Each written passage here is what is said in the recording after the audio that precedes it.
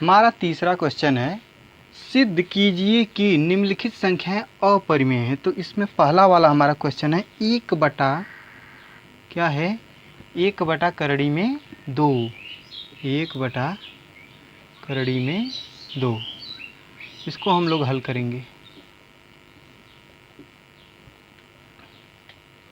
देखिए, माना एक बटा करड़ी में दो क्या है, एक परिमेय संख्या मान लेते हैं। अपरिमेय सिद्ध करना होता है तो परिमेय मानते हैं, हमेशा उल्टा मानते हैं। एक परिमेय संख्या है, ठीक है। तो क्या हो जाएगा, एक बटा करड़ी में दो बराबर पी अपान क्यू, ठीक है। पी अपान क्यू मिल गया हमको। अब देखो, तथा अगले वाले में जैसे लिए थे पी अपान क्यू का अभाज्य जो के रूप में लिए थे, इसका माना नहीं, पी तथा क्यू का उभयनिष्ठ गुणनखंड ए तथा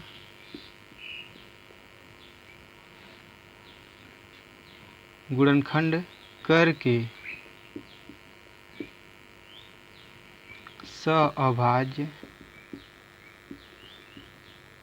अभाज्य ए तथा बी लेते हैं, जैसा कि पिछले सवाल में हम लोग लिए थे, ठीक है। उसमें बताया भी था कैसे लेते हैं। तो इसका अभाज्य उसके बारे में भी उस सवाल में बताया है मैंने।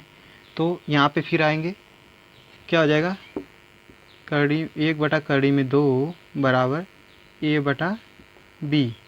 अब क्या करेंगे, इधर इसको तिर्यक गुणा कर देंगे। तो b बराबर क्या हो जाएगा, करड़ी में दो ए, दोनों पक्षों का वर्ग करने पे, दोनों पक्षों का वर्ग करने पर, दोनों पक्षों का वर्ग करेंगे तो ये बी स्क्वायर बराबर क्या हो जाएगा, दो ए स्क्वायर, ठीक है। तो यहाँ पे क्या हो जाएगा, ए स्क्वायर बराबर क्या हो जाएगा, बी स्क्वायर बटे दो। ए स्क्वायर बराबर क्या हो जाएगा, बी स्क्वायर बटे दो। दो बी स्क्वायर को विभाजित कर रहा है कि नहीं, यहाँ पे देखो बटे दो है तो इसका मतलब विभाजित कर रहा है ना, विभाजित करता है, इसलिए बी को भी करेगा, इसलिए बी को भी करेगा, ठीक है। तो क्या हो जाएगा, b को भी जब विभाजित करेगा तो क्या हो जाएगा, देखिए मान लो दो से भाग देने पे जब b में पूरा पूरा भाग जाएगा तो हम लोग एक तो उसका गुणनखंड दो हो जाएगा, तो सरकार मान ले रहे हैं c, a b मान लिए तो उसको मान ले रहे हैं c हो जाएगा। तो क्या करेंगे, b बराबर क्या हो जाएगा, 2c, क्योंकि हम मान रहे हैं, मान लो c बार जाता है, दो का भाग मार रहे हैं तो दो एक ठो गुणनखंड हो जाएगा और एक c बार जाता है। वहाँ पे हम अगली सवाल में मार के भाग बताए थे कैसे होता है। तो b बराबर मान लेंगे 2c, तो यहाँ पे क्या हो जाएगा, b बराबर 2c हो जाएगा। तो यहाँ पे क्या हो जाएगा, a स्क्वायर बराबर 2c का होल स्क्वायर बटे 2। तो इसका स्क्वायर करेंगे, a स्क्वायर बराबर क्या हो जाएगा, a स्क्वायर बराबर हो जाएगा यहाँ पे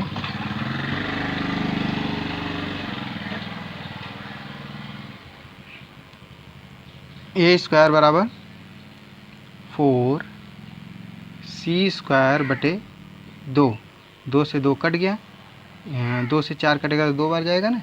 फिर यहाँ से क्या हो जाएगा, a स्क्वायर बराबर क्या हो जाएगा, 2c स्क्वायर। तो c स्क्वायर को इधर कर लेंगे, c स्क्वायर बराबर क्या हो जाएगा, a स्क्वायर बटे दो हो जाएगा कि नहीं हो जाएगा। तो यहाँ पे फिर से लिखेंगे, क्या लिखेंगे यहाँ पे, a स्क्वायर को दो विभाजित करता है इसलिए ए को भी विभाजित करेगा। ठीक है, तो यहाँ पे हमारा इसको मान ले रहे हैं समीकरण 1, इसको मान ले रहे हैं समीकरण 2। ठीक है, उसमें समीकरण मानना भूल गए थे, ध्यान नहीं आया। तो यहाँ पे जो है उसी से तुलना करेंगे, समीकरण से तुलना करेंगे। समीकरण 1 तथा समीकरण 2, 1 तथा समीकरण 2 से हमें ज्ञात होता है कि ए तथा बी का उभयनिष्ठ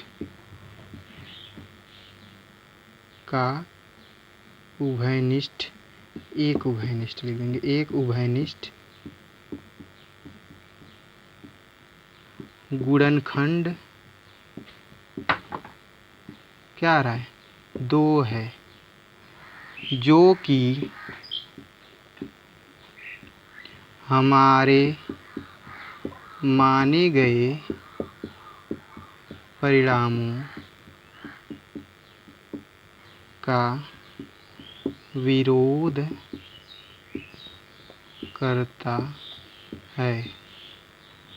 क्योंकि हमने यहाँ पे क्या माना था कि ए तथा बी सअभाज्य है, ए तथा बी सअभाज्य है। इसका मतलब इसका जो है एकमात्र उभयनिष्ठ गुणनखंड है, जो क्या है, जो कि एक होता है। सअभाज्य का मतलब होता है उसका वो एक उभयनिष्ठ गुणनखंड एक होना चाहिए। तो यहाँ पे उभयनिष्ठ गुणनखंड 2 भी आ रहा है। इसका मतलब हमारा माना गया जो है वह उसका विरोध कर रहा है, मतलब हमारे माने गए को वो स्वीकार नहीं कर रहा है। इसका मतलब हमारा माना गया सब कुछ गलत है। अतः यह अपरिमेय हम लोग माने थे, तो क्या हो जाएगा, अतः 1/2 एक अपरिमेय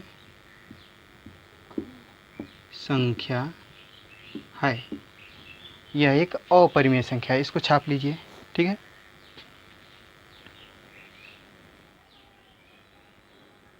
इसी में का हमारा दूसरा है 7 करड़ी में 5। तो इसको भी मानेंगे, माना 7 करड़ी में 5 एक परिमेय संख्या है।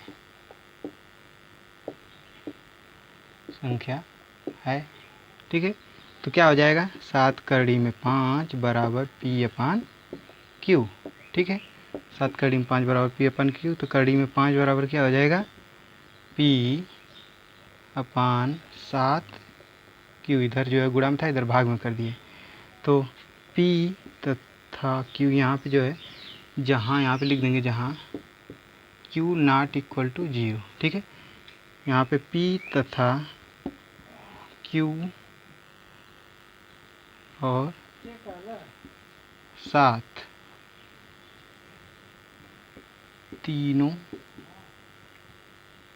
क्या है, तीनों हैं एक पूर्णांक है,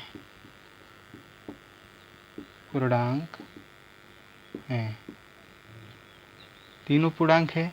तो अतः इनका गुणा भाग चाहे जो भी करेंगे वो एक परिमेय संख्या होगी, जो कि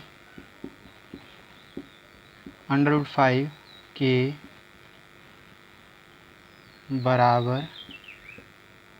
बराबर हैं,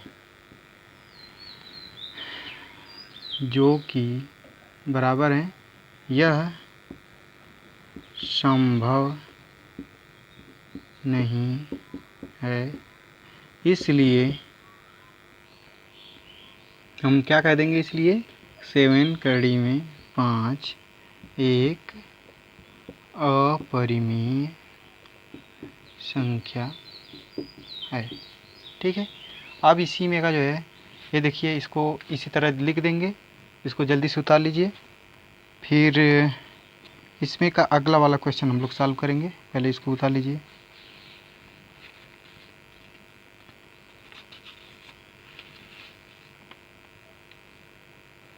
जल्दी कीजिए।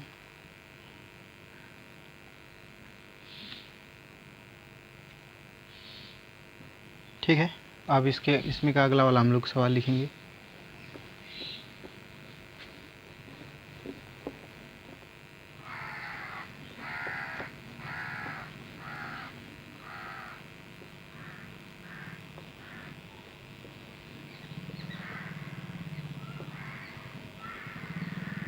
इसमें का अगला वाला हमारा सवाल है तीसरा वाला, 6 प्लस करड़ी में 2। 6 प्लस करड़ी में 2 को हमको सॉल्व करना है। 6 प्लस करड़ी में 2, इसको भी उसी तरह मानेंगे हम लोग। 6 प्लस करड़ी में 2 को मान लेंगे, माना यह एक परिमेय संख्या है, माना यह 6 प्लस करड़ी में 2 क्या है, एक परिमेय संख्या है। ठीक है, तो इसको भी लिख लेंगे 6 प्लस करड़ी में 2 बराबर P/Q, जहाँ Q नॉट इक्वल टू 0।